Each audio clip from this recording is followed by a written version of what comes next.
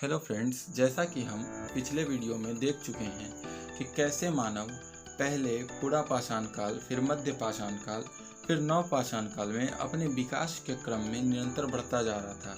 इसी विकास के क्रम में मानव ने एक क्रांतिकारी खोज कर ली जो मेटल का खोज था। मेटल भी कौन सा? तांबा, यानी कि कॉपर।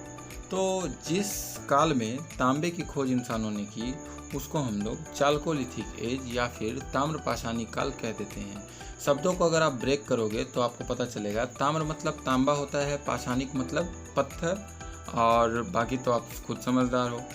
तो जिस काल में तांबा और पत्थर दोनों के औजार चलते थे उसको हम लोग ताम्रपाषाण काल कह देते हैं। यह एक ग्रामीण सभ्यता थी। मुख्य व्यवसाय कृषि था इन लोगों का। अब देखो, सबसे ज़्यादा जो डाउट होता है वो यही होता है कि हम इसका कालक्रम कौन सा माने। तो तकनीक के हिसाब से ये हड़प्पा से पहले था, पर कालक्रम के अनुसार ये हड़प्पा के बाद था।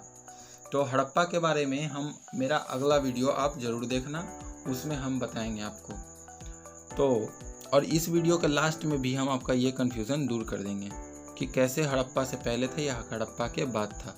अभी हम आगे बढ़ जाते हैं। तो इसमें देखिए कि ताम्रपाषाणी स्थलों में हमको कौन कौन सा स्थल मिला है। तो एक जो है राजस्थान का आहाड़ नाम का जगह है।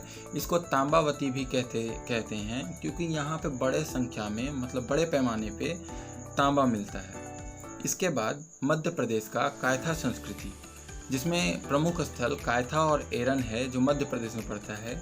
यहाँ से स्टेटाइट और कार्नेलियन जैसे कीमती पत्थर, भाई साहब बहुत ज़्यादा कीमती पत्थर है, का हार प्राप्त होता है।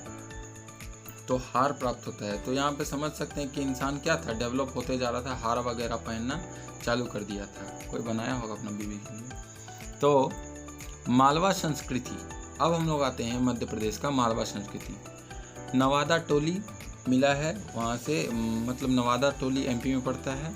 तो वहाँ से क्या मिला है कि मृदभांड मिला है। मृदभांड मतलब मिट्टी का जो है घड़ा टाइप का चीज़। इसके बाद जोरवे संस्कृति जो कि महाराष्ट्र में पड़ता है।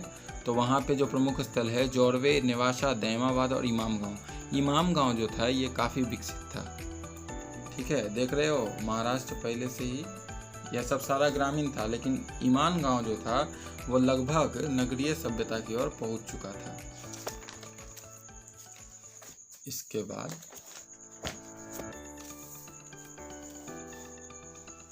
तो देख लेते हैं मैपिंग के हिसाब से कि क्या क्या कौन कौन सा जगह था। तो ये देख पा रहे होगे आप, ईमान गांव, दैमाबाद और नवासा जो है ये महाराष्ट्र में पड़ रहा है। कोयथा एरन जो है कोयथा संस्कृति यानी कि मध्य प्रदेश में पड़ रहा है। नवादा टोली भी मध्य प्रदेश में पड़ रहा है। इसके अलावा आहाड़ और गिलुंद, ये दो जगह राजस्थान में पड़ते हैं। गिलुंद में जो है पक्की ईंटों के घरों के साक्ष्य मिले हैं। पक्की ईंटों के घरों के साक्ष्य मिले हैं। तो इससे पता चल रहा है कि इंसान अब धीरे धीरे घर वगैरह बना करके अपना परिवार बसा करके रहना शुरू करने लगा था। तो अब देख लेते हैं कि ये विलुप्त कैसे हुआ। तो इसका विलुप्त होने का कारण बहुत कम वर्षा या सूखा था। ऐसे तो कोई नहीं जानता कि क्यों विलुप्त हुआ था, लेकिन इतिहासकार लोग बहुत सारा विचार विमर्श करने के बाद ये निष्कर्ष निकाला कि ये शायद सूखा या फिर कम वर्षा की वजह से ये विलुप्त हो गया होगा। अगला जो हमको टॉपिक कवर करना है वो है महापाषाण काल यानी मेगालिथ। इसको भी अगर आप ब्रेक करोगे तो आपको आसानी से पता चल जाएगा। महा का मतलब यानी कोई भी चीज़, मेगा मतलब बड़ा, और पाषाण मतलब पत्थर। आगे पढ़ के मैं बता दूंगा। मृतक को बस्ती से, यानी कि देखो ये जो संस्कृति है इसमें हम लोग को बस्ती वगैरह कुछ नहीं मिलता है। सिर्फ हम देखते हैं कि दक्षिण भारत में, सदर्न इंडिया में क्या होता है कि बड़ा बड़ा पत्थर का कब्र में इंसानों को दफनाया जाता है, और उसमें औजार, मतलब जितना भी औजार हो गया, सोना का मतलब आभूषण कह लो आप, आभूषण हो गया, फिर लोहा का सामान हो गया, ये सबको कब्रों में दफनाया जाता था। फिर मिट्टी का बर्तन वगैरह ये सबको कब्रों में दफनाया जाता था, और उसको क्या किया जाता था, बड़ा बड़ा पत्थर से एकदम मेगा साइज का उसको कवर कर दिया जाता था। इसीलिए हम लोग दक्षिण भारत का इस संस्कृति को महापाषाण काल बोल देते हैं। तो बस्ती से, अब देखो ये लोगों को बुद्धि कितना था, बस्ती से दूर बड़े बड़े कब्रों में, बस्ती से दूर मतलब कि लेकर के जाता था बस्ती से दूर। ठीक है, ठीक है। उसके साथ में जो दफनाता था मृदभांड वगैरह, वो तो मैं आपको बता ही दिया। तो इसका मतलब हम लोग क्या समझ सकते हैं कि परलोक जीवन का कल्पना विद्यमान था वो लोग में, कि मरने के बाद भी कहीं आदमी जाता होगा और वहाँ पे ये सब जो सामान है, आभूषण वगैरह पहनेगा वो, और जो बर्तन वगैरह उसमें खाना वाना खाएगा, ऐसा सोचता होगा। तो यह मुख्यतः दक्षिण भारत की थी, ये तो मैं आपको बता ही चुका हूँ। इसमें लोहा का औजार मिला है। अब आप बोलोगे कि अभी तक तो तांबे का बात आप कर रहे थे, आप लोहा का बात कैसे करने लगे? तो वो जो ताम्र पाषाणिक काल था और यह महापाषाणिक काल था, इन दोनों में अंतर है। तो यहाँ पे जो है आपका महापाषाण काल में लोहा से ये लोग परिचित हो चुका था। इनफैक्ट सोना का गहना भी मिला है, तो ये भी कह सकते हैं कि ये लोग सोना से भी परिचित हो गया था। अब स्थल का बात कर लेते हैं। तो देखिए, हमको पता है कि यहाँ पे इस सिचुएशन में अभी आपको बहुत ज़्यादा कन्फ्यूज़न होगा कि अभी हम बोल रहे कि कितना ये, क्योंकि हम कालक्रम नहीं बता रहे हैं अभी आपको, क्योंकि अभी अगर आपको कालक्रम बता देंगे तो आप कंफ्यूज हो जाइएगा। मतलब लास्ट पेज में जो है हम लिख के रखे हैं, तो आप उसका टेंशन बिल्कुल ना लें। अब देखते हैं स्थल कौन कौन सा मिला। तो एक ब्रह्मगिरी मिला है, ये आपका कर्नाटक में पड़ता है। मास्की कर्नाटक में पड़ता है। नागार्जुनकोंडा आंध्र प्रदेश का। फिर आपका आदिचन, हमको तमिलनाडु का मतलब 90% स्टेट हम बोल नहीं पाते हैं। आदिचनूर, फिर आपका चिंगलपुत्तु आदि, ऐसा जगह मिला है जहाँ से हमको कुछ देखने को, मतलब कुछ क्या, वही कब्र जो है मिला है। फिर एक देखिए, ये मोस्ट इम्पॉर्टेंट याद रखिएगा कि जो मेगालिथ कल्चर था, जो महापाषाण का संस्कृति था, उसमें धान के अलावा रागी के साक्ष्य मिले हैं। ठीक है, रागी भी उपजाता था, और ये बहुत बार क्वेश्चन पूछ चुका है और आगे भी पूछने का मतलब संभव है कि आगे भी पूछेगा ही, क्योंकि ये बहुत ही ज़्यादा मतलब पता नहीं काहे पूछता है यार, लेकिन पूछता है। रागी का खेती होता था, ये पूछता है। चलिए आगे बढ़ते हैं, थोड़ा सा डिस्टर्ब हो गया। तो अब देखिए कि यहाँ पे मैपिंग देख लीजिए। तो नागार्जुनकोंडा जो है ये आपका आंध्र प्रदेश से पड़ता है। मास्की ब्रह्मगिरी कर्नाटक में पड़ता है। और आपका ये देख लीजिए, ये आप खुद प्रोनाउंस कर लीजिए यार, हम नहीं करेंगे। तो ये तमिलनाडु का है। अब देखते हैं, ये जो आप ऊपर साइड देख रहे हो कर्नाटक साइड, तो यहाँ पे क्या हुआ था कि सबको जो है मतलब कि जो मृतक था उसको उत्तर दक्षिण दिशा की ओर मुँह करके, या फिर मतलब उत्तर दक्षिण दिशा की ओर कर करके दफनाया जाता था।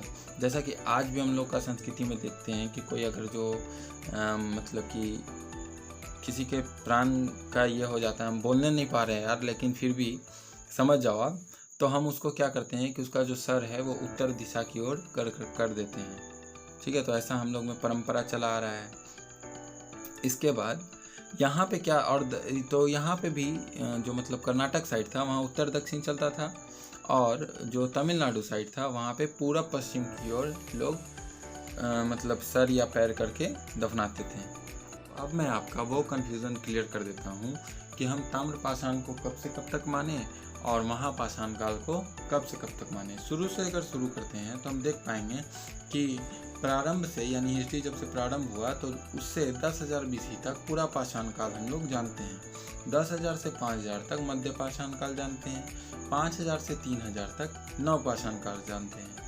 हड़प्पा सभ्यता को हम 2500 से 1750 BC तक जानते हैं। इसके अलावा वैदिक सभ्यता जो था उसको 1500 से 600 ईस्वी के बीच का माना जाता है, मतलब 1500 से 600 BC के बीच का माना जाता है। अब देखो, नवपाषाण में क्या करता था लोग, मेरे को जवाब दो। पत्थर का औजार बनाता था। हड़प्पा सभ्यता में क्या करता था, तो हड़प्पा सभ्यता में कांस्य यानी कि ब्रोंज का खोज हुआ था। और ब्रोंज किससे बना होता है, कांस्य जो है किससे बना होता है, कॉपर और टीन को मिलाकर।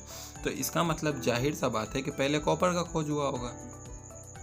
ठीक है, तो उस हिसाब से हम बोल सकते हैं, तकनीकी हिसाब से, कि हड़प्पा सभ्यता के पहले क्या था, ताम्रपाषाण का था। लेकिन हम यहाँ पे आपको डेट यानी कालक्रम लिख दिए हैं 2100 से 1600, उस हिसाब से तो पता चल रहा है कि नहीं ये तो हड़प्पा के बाद था। तो देखिए हमको अब देखिए खोज होना अलग बात होता है और सभ्यता का विकसित होना अलग बात होता है। तो खोज जो है पहले हो गया था और जब से खोज हुआ तब से ताम्रपाषाण चलने लगा। तो इसीलिए इस पूरा काल को हम तकनीकी हिसाब से हड़प्पा से पहले का बोलते हैं, लेकिन कालक्रम के हिसाब से हड़प्पा के बाद का बोलते हैं। एक कारण और भी था कि हड़प्पा सभ्यता जो है वो इंडिया के मतलब आप बोल सकते हो नॉर्थ वेस्टर्न पार्ट में हड़प्पा सभ्यता था, और ये जो ताम्रपाषाण सभ्यता था ये मिडिल इंडिया या फिर वेस्टर्न इंडिया राजस्थान साइड में ये चलता था। तो उस तरह से ये दोनों में काफ़ी ज़्यादा अंतर था। ये ग्रामीण था, ये शहरी था। हड़प्पा शहरी था। इसके बारे में हम वीडियो बनाएंगे अगले क्लास में, ठीक है। तो ये क्लियर हो गया ना आपको कि तकनीकी हिसाब से ये हड़प्पा से पहले था, लेकिन अगर आप कालक्रम के हिसाब से देखोगे तो ये हड़प्पा के बाद था। अब हम लोग महापाषाण को समझ जाते हैं। तो महापाषाण जो है वो आपका 1100 से 700 BC के बीच में एक इतिहासकार लोग माना है कि इतना से इतना के बीच में ये विकसित था। ऐसे हो सकता है कि यह और भी पहले का हो, लेकिन जो मतलब हिस्टोरियन जो मानते हैं उसके हिसाब से यही था। तो आई होप आपको वीडियो समझ में आया होगा। तो वीडियो को लाइक कर दें अगर समझ में आया है तो। बाकी धन्यवाद।